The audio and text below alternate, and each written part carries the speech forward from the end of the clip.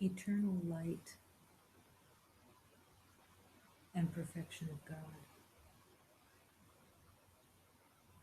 Eternal is not a word that is used for anything within this world. Eternal does not exist in this world.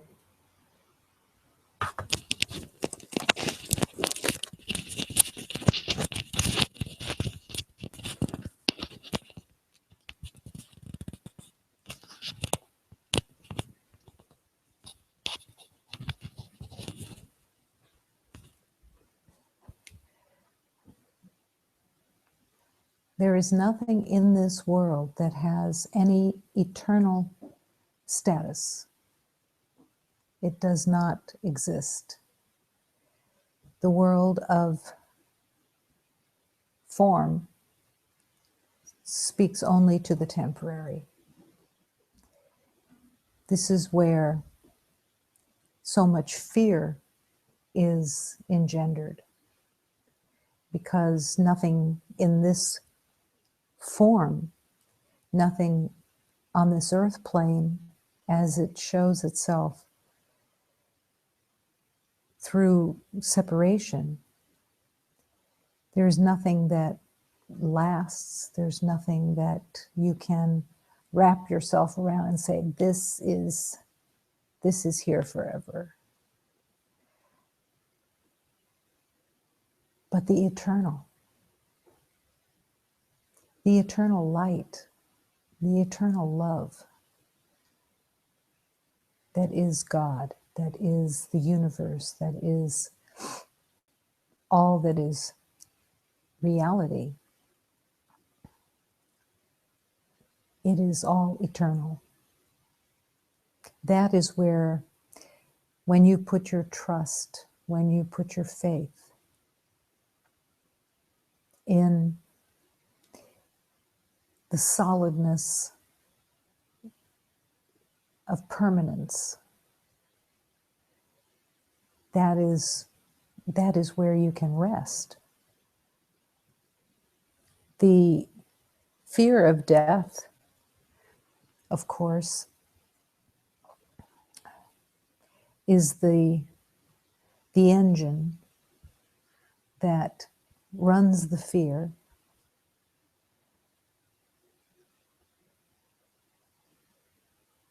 That sparks within the constant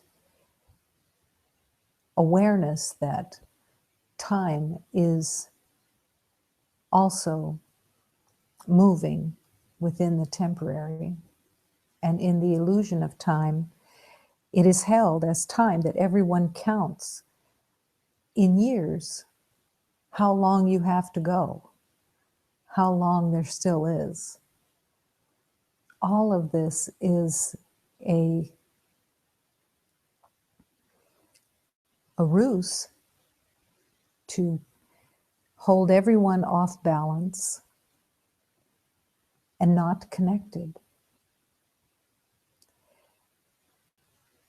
When you look at a world and you see impermanence, when you see transient states,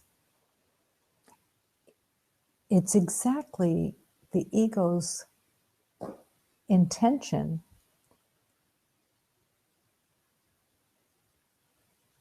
so that you can stay worried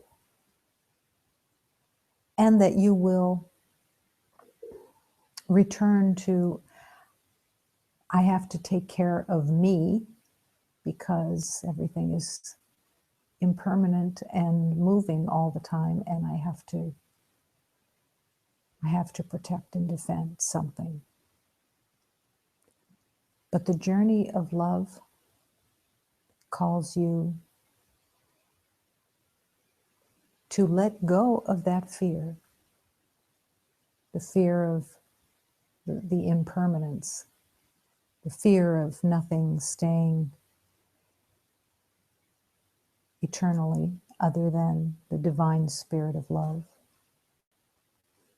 And to turn all of your attention to the permanence.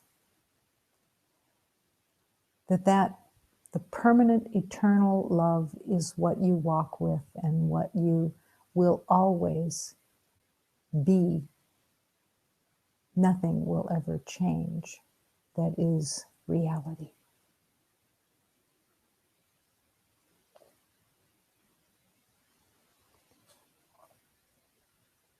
The ego does a funny thing with the impermanence, which is the longing for it to stay permanent and to stay available of mine is like something being dangled in front of each beloved, isn't it? Don't become too comfortable, everything leaves. But God is the permanence. Love is the permanence, the eternal. And your divine spirit, is the eternal. The eternal cannot even be fathomed by the mind that made up limitation. That you have always been and that you will always be the light of love, and that the future, which is now, permanently, this moment, that everything can be truly counted on.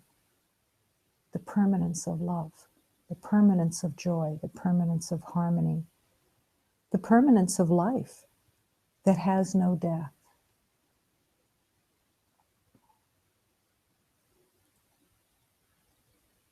When you embrace your permanence, your eternal light, it is the beauty and the saying goodbye to the fear of death, the fear of scarcity, which also goes with the impermanence.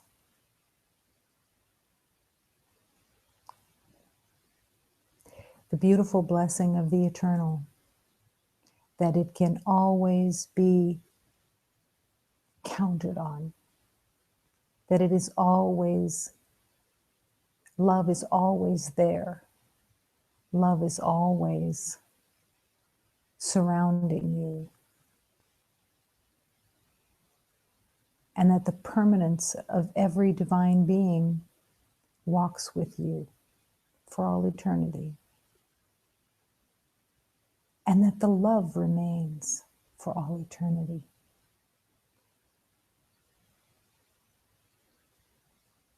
The permanence of love, the eternal light that you are,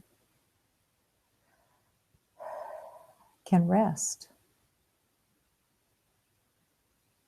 Nothing can change it. Nothing can alter its perfectness within the universe. Nothing can be taken away. The only place of pain is in the mind that says, I am not that. I am temporary.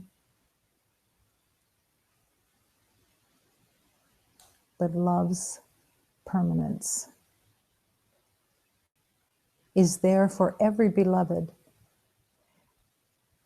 to finally embrace, to come home,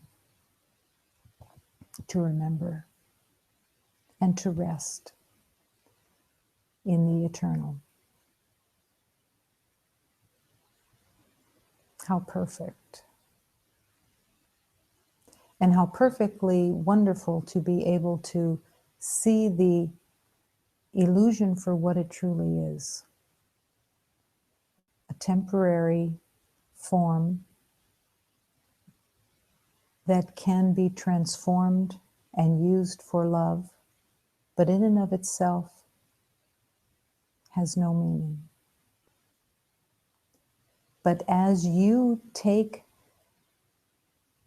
the temporary and surrender it into the hands of God, to be used for love. Everything of form becomes of divine service. And when it disappears, it has served its divine purpose. And as the body also will disappear, it can be held as being used for love. And gratitude for that divine purpose then stays with your heart.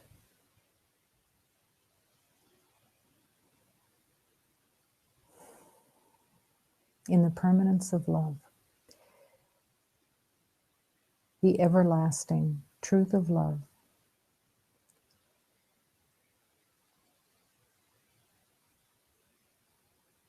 the universe is that expression of complete love. And in that complete love, this sanctuary is filled with only love. And the presence of the life force of God is here and can be embraced by every beloved, that within this life force of love of God, we move, we breathe, we live as the light of eternal love.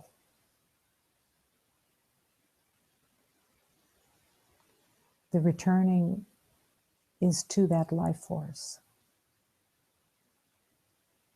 that is completely eternal.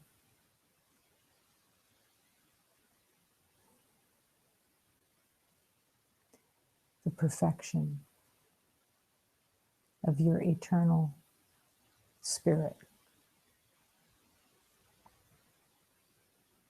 Nothing can change it. Nothing has ever changed it. It will continue.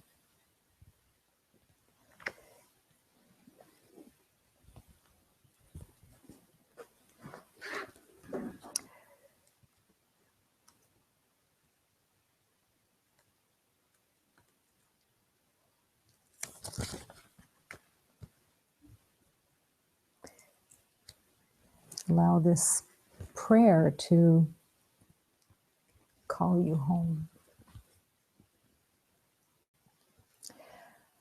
1 minute to midnight and the sky is turning black.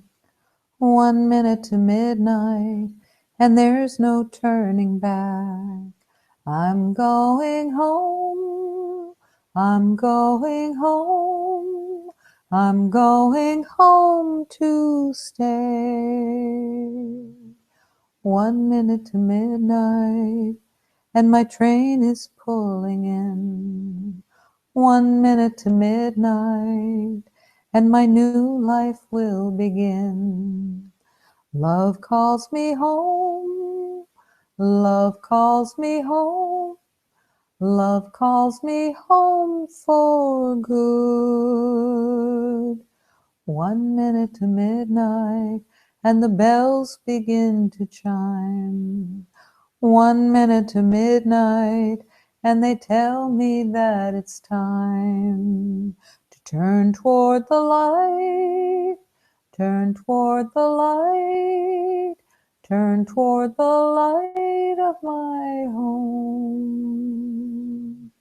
1 minute to midnight as I bandage up my heart. 1 minute to midnight as I let the healing start. I will receive, I will receive, I will receive my welcome home.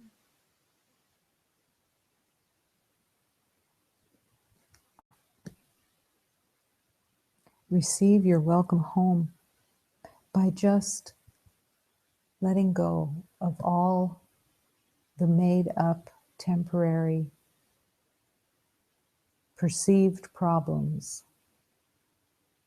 that the mind of the ego loves to make. Let them all go. And just say, yes, I'll come home.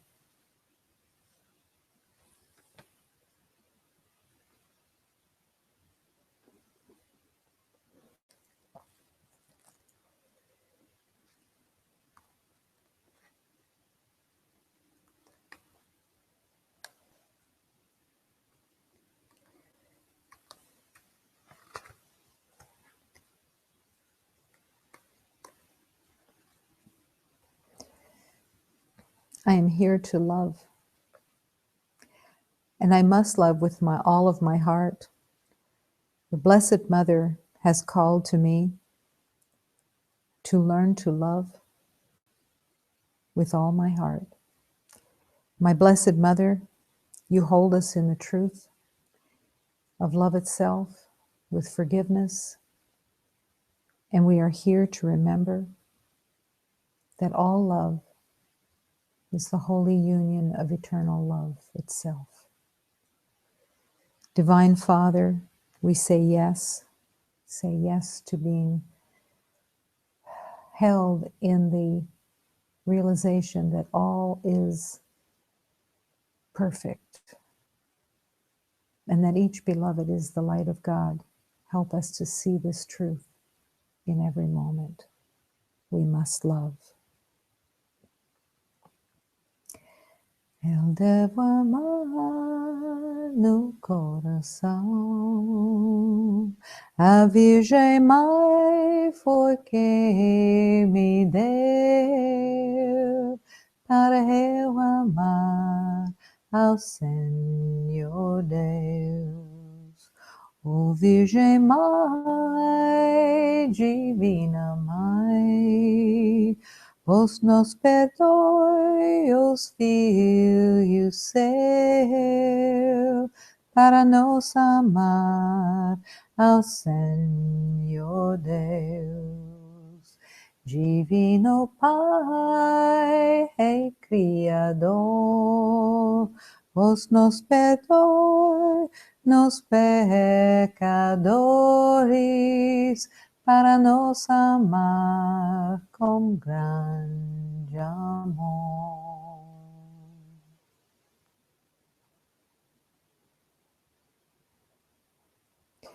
I must love.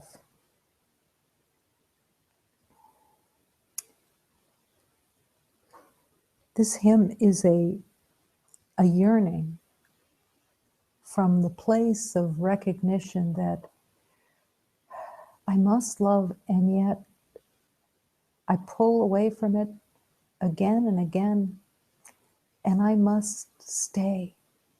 I must stay in this love. This is my divine connection with the love that runs through the divine truth of God, Mother, Father, God, all the universe of love. I must stay and join. I must cling even to the truth of love. And every day, so grateful that the path is open and that there is a way to remember. I must love.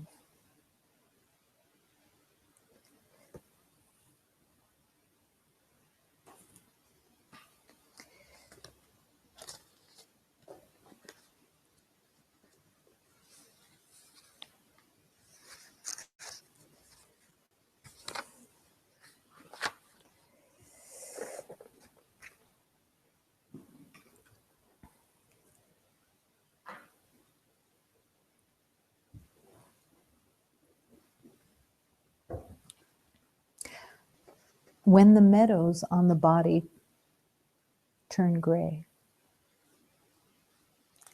When the meadows on the body begin to turn gray, let your eyes soften toward yourself and those who are close.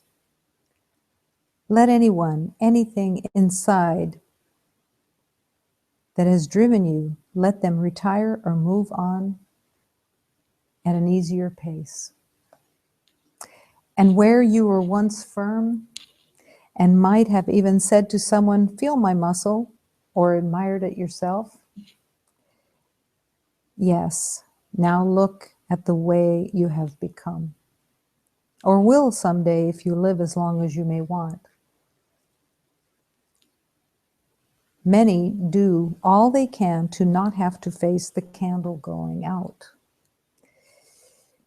The wonder of my body aging, dying, is finding another flame within, a holy, eternal flame, a holy, eternal sphere that will never go out and is more beautiful than all the form you have ever known put together. When the fields on the body begin to turn gray, let your hands touch upon all and soften. The fear of death runs the show for the ego.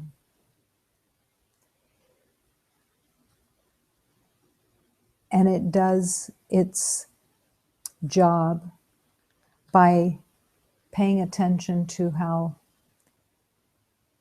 the hair turns gray, the meadows turn gray, time marches on. And when you look at all that, can you embrace that it means nothing? That it truly means nothing. It's a commentary, it's a observation, it's an assessment that says, this is old, that was young. You cannot be old or young and be eternal. The eternal light that you are cannot recognize age, cannot recognize deterioration, cannot recognize moving toward the body dropping away. If you are focused on the divine spirit and the truth, you won't really notice. And what you do notice, you'll laugh at, because it is truly meaningless. Let anyone, anything inside that has driven you, let them retire or move. There's a beautiful awareness within the letting go of the body, that so many beloveds in letting go of the body let go of so much more.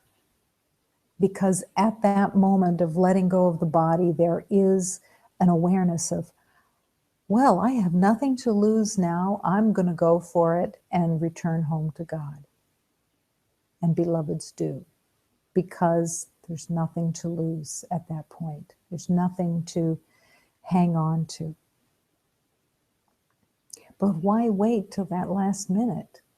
Why not let go now? And stop the agreement of worry and concern and attachment to the temporary.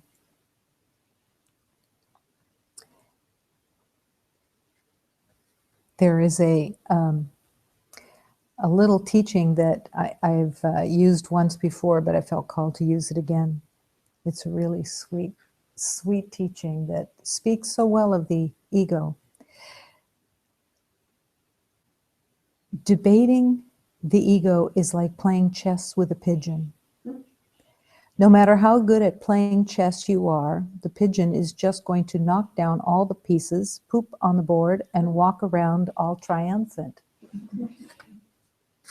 You are not going to win. You're not going to win playing chess, and you're not going to win the game of life from the ego. You're not going to beat the ego except by refusing, turning away from it, and saying, not this time, no more, no more. I'm tired of playing chess and trying to get better and having it always end up with the ego strutting around all triumphant at winning. In the journey of love, it is actually that at some point, every beloved that walks a spiritual journey has that realization that I am not going to beat this system. This system is insane, and I'm not going to beat it.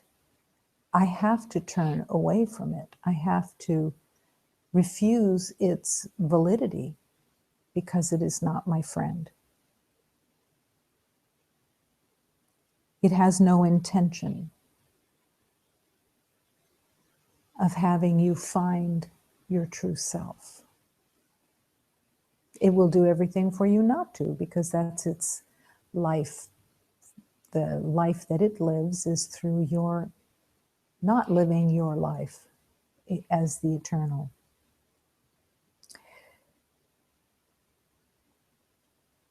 Every single moment is this divine opportunity to embrace the eternal. Why is it that it seems that the journey of love seems to be difficult?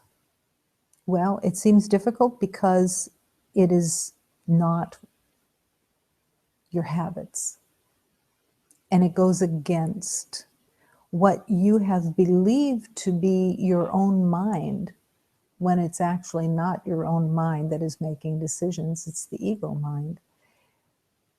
But it's turning away from that and saying, I'm not following that anymore. I'm going to follow the way of love's teachings. But why is it then that it is so fraught with resistance from so many? From everybody at one time or another has resistance, or else everyone would just wake up in 2 seconds flat. So we have to have resistance, or else we would move very quickly. But there is a stubbornness that says, I want to do it in my time, my way, my rules.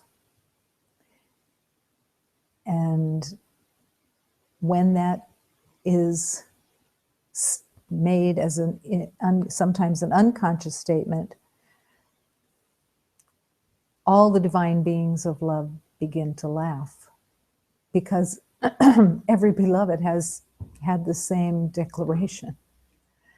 And eventually every beloved has to say, I haven't got a clue how to walk this journey. Please show me. And love is always there to show the way.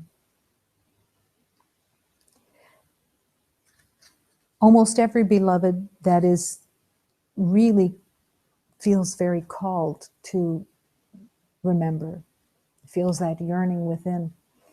Almost every beloved is given a teacher, a master to have them show the way. And yet, just like the disciples with Jesus, they had mutiny on their minds most of the time. Why would they have mutiny on their minds? because it evokes so much fear to heal, to let go of what you have known. And because the ego's use of projection is so full on, rampant, because it projects on everything, most of the time the spiritual teachings are projected on also as okay, not really worth the dedication, not everything I would want it to be. But this is the game that the ego plays. And it's an essential element of healing to recognize that only you can make the choice of love and to follow the teachings of love. The resistance is somewhat like a child that in their resistance they feel temporarily powerful. But then they find out that their resistance actually made things harder. And that's what almost every beloved finds in the spiritual journey, that it doesn't have to be this hard if I can trust, if I can surrender. I had a beautiful experience with one of my teachers and then had it repeated from the other end. One of my teachers was leaving and going for quite a while, and I felt this tremendous relief because they were going to be out of the country and I wouldn't have to work so hard. And I was already putting a plan together of what I was going to be able to do, normal stuff, while they were gone. And then I was stopped in my tracks, and this awareness came to me. Did I believe that this teacher was coercing me, or that I was being held against my will, or that they were the taskmaster and I had to obey? Or was this what I was choosing? And in that moment, I had this beautiful realization that, no, this is what I wanted. Why would I be celebrating that my teacher was leaving, except that the ego was so upside down and nuts that I believed that this was a way out. A way out of what? I was blessed with teachers, and I was blessed to have finally found my way to the spiritual truth that would set me free. And never again did I hold that I believed that my teacher was forcing me in some way to heal. I was not a child. I was a way adult that had tried everything that I could to stop the insanity, and this was the way out of the insanity, and I was completely aware that it was the way.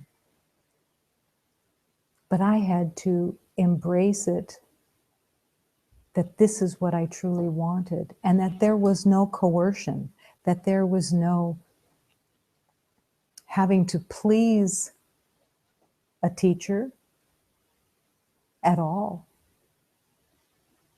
but that I was on the same team, that I was on the side of love with them.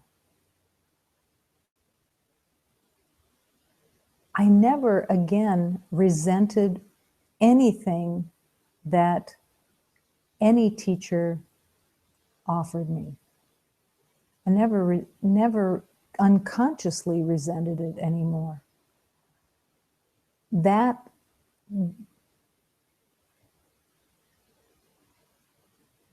child that was waiting for their teacher to leave was no more. The child had to be let go. There was no child that was being coerced. There was a spirit of love that was learning to return. And in that realization, there also came a beautiful sense of union, that it was not them and me. It was not the ones who knew and the one who didn't. That everyone is walking together. Some walk a little ahead just because they've been blessed to walk a little ahead. But in the end, it's all together. It's one. Every teacher, every true teacher, revels in every healing that occurs for every beloved. Not a personal reveling of like, I get credit for this. No, it's the happiness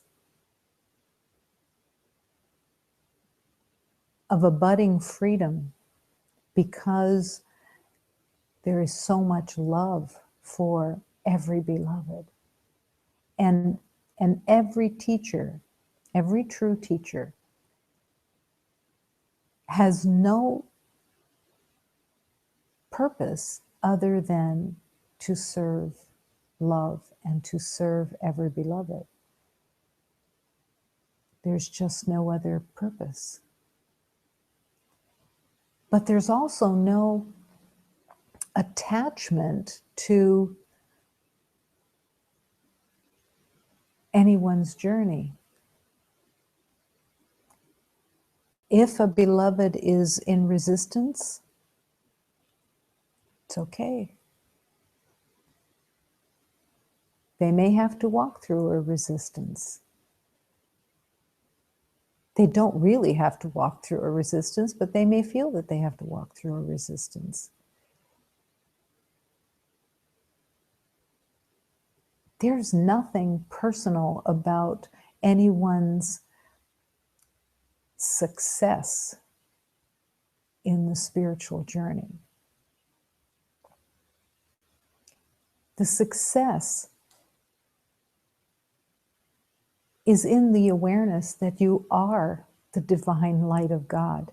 You're not becoming the divine light of God. You are the divine light of God. You are the eternal. And it's just the embrace of that truth. But the game that is played is a game of it really so upside down. It's so upside down that you could receive a teaching from your teacher, or from a spiritual teaching, from a sacred text. You could receive that and you could say, nah, not interested. Not going to make me do that.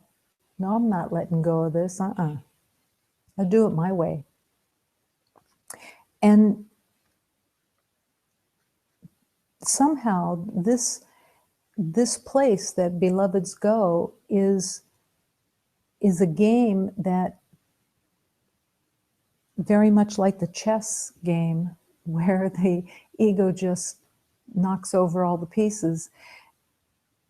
Because to refuse a teaching that either your teacher offers or a written sacred text offers makes no sense.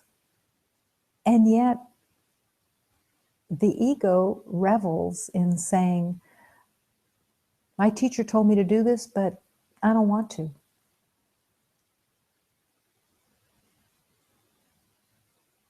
It doesn't do anything except to the beloved who says it and who refuses to follow the teaching of whatever it is.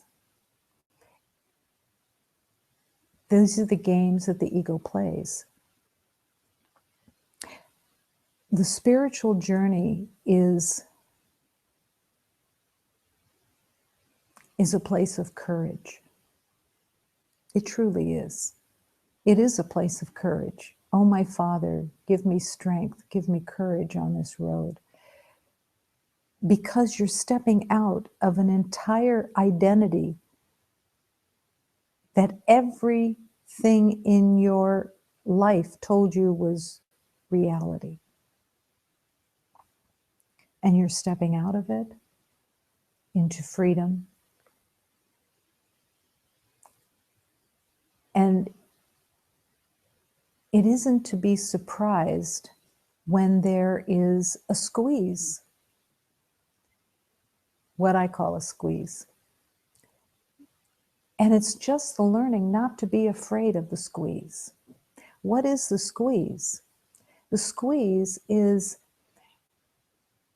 where a beloved is embracing the truth and at the same time surrendering the identity in some way, the form of identity.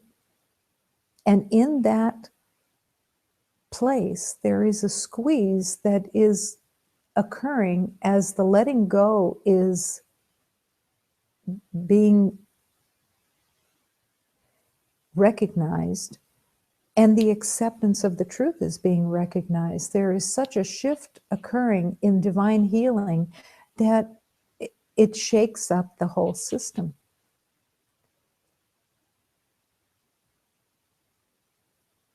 There is a fear of that shakeup because it's not regular. There's nothing regular about the spiritual journey.